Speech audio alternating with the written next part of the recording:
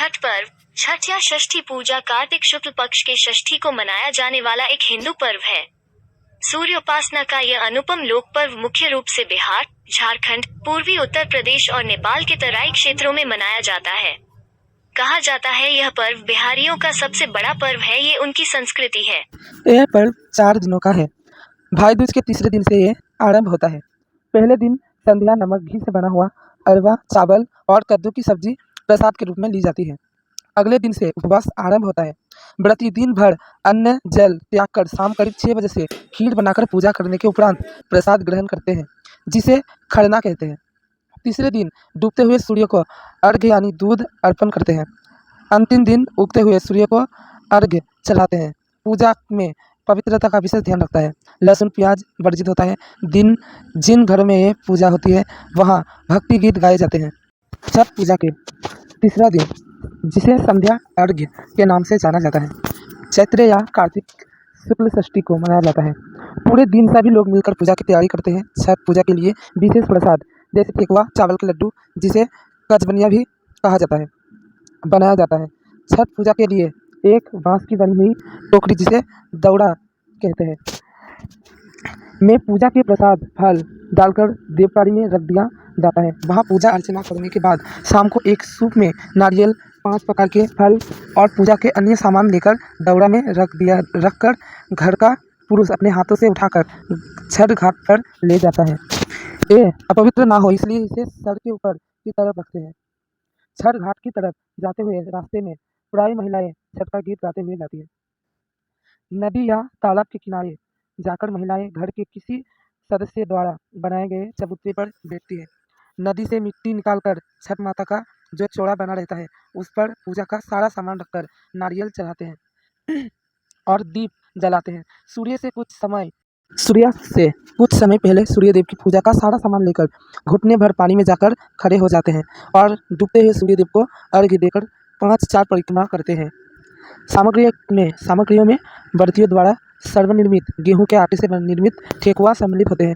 ये ठेकुआ इसलिए कहलाता है क्योंकि इसे काट के एक विशेष प्रकार के डिजाइनदार फर्म पेपर आटे की लुगदी को ठोक कर बनाया जाता है। उपरोक्त पकवान के अतिरिक्त कार्तिक मास में खेतों में उपजे सभी नए कंदमूल, फल, सब्जी, मसाले व इत्यादि यथा ओल, हल्दी, नारियल, नींबू, पक्के केले आदि चढ़ाए जाते हैं। ये सभी वस्तुएं साबुत बिना कटे टूटे ही अर्पित होते हैं। इसके अतिरिक्त दीप जलाने हेतु नए दीपक, नई बत्तियां भी घी ले जाकर घाट पर दीपक जलाते हैं। इसमें सबसे महत्वपूर्ण अन्य जो है वो है कुशी, और फिर पंचदीप जलाया जाता है।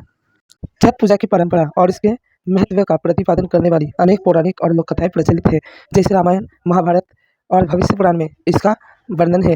रामायण के अनुसार श्री राम लंका विजय के बाद राम राज्य की स्थापना के दिन कार्तिक शुक्ल षष्ठी को भगवान राम और माता सीता ने उपवास किया और सूर्यदेव की आराधना की।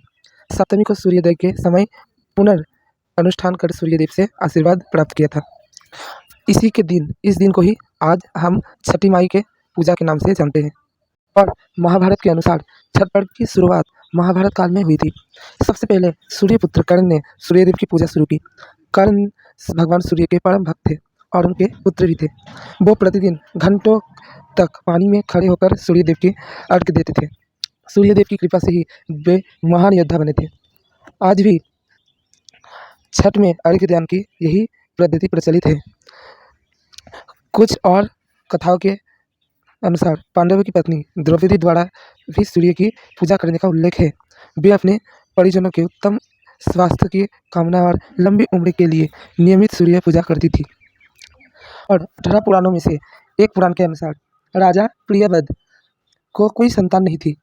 तब महर्षि कश्यप ने पुत्रष्टि यज्ञ कराकर उनकी पत्नी मालिनी को यज्ञहुति के लिए बताई गई खीर दी।